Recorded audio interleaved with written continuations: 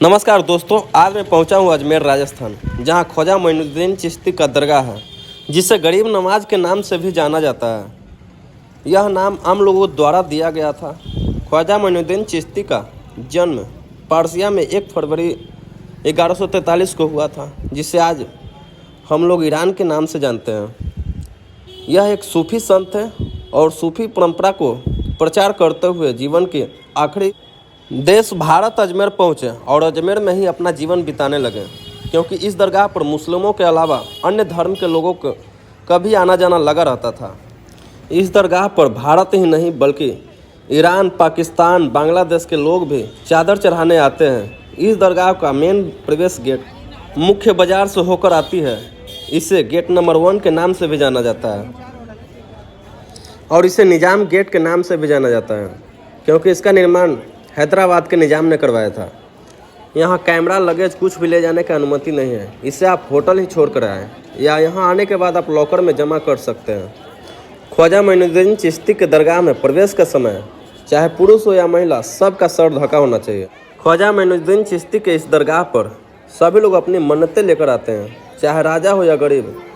सभी लोग यहाँ आकर चादर चढ़ाते हैं। आज के समय में भारत और अन्य देश के राजनेता और फिल्मी कलाकार भी यहाँ आकर अक्सर चादर चढ़ाते हैं। अजमेर शरीफ के इस दरगाह पर सूफी संत मोइनुद्दीन चिश्ती के पुण्यतिथि के रूप में 6 दिन का उर्स मनाया जाता है। ऐसा कहा जाता है, जब गरीब नवाज 114 वर्ष के थे, तब उन्होंने अपने आप को 6 दिन तक एक बंद कमरे में रखकर खुदा का स्मरण किया था। उसी के उपलक्ष्य में 6 दिन का उर्स मनाया जाता है। यह 6 दिन यहाँ के दरगाह पे मेले की तरह भीड़ होती है और भारत के सभी राज्य, हर जगह से लोग यहाँ पे चादर चढ़ाने आते हैं। तो चलिए बताते हैं ख्वाजा मोइनुद्दीन चिश्ती के बारे में। ख्वाजा मोइनुद्दीन चिश्ती 1192 ईस्वी के पूर्व भारत में आए थे और बाद में इन्होंने भारत में ही सूफी मत में चिश्ती संप्रदाय की शुरुआत की है। भारत में कई जगह घूमने के बाद यह अजमेर में अस्थायी रूप से बस गए। जब 12वीं सदी में मोइनुद्दीन चिश्ती भारत आए, तो उन्होंने हिंदू मुस्लिम एकता, धार्मिक कट्टरता को समाप्त करने का एक प्रयास किए थे।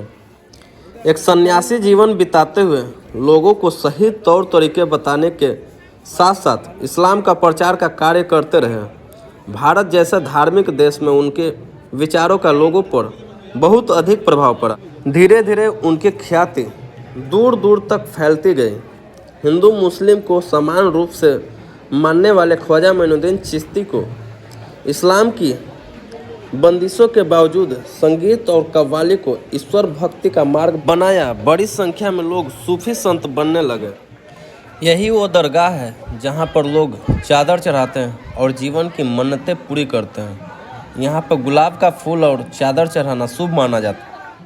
और अब हम दरगाह से बाहर निकलते हैं और आप लोग देख सकते हैं, सर पे रुमाल होना ज़रूरी होता है।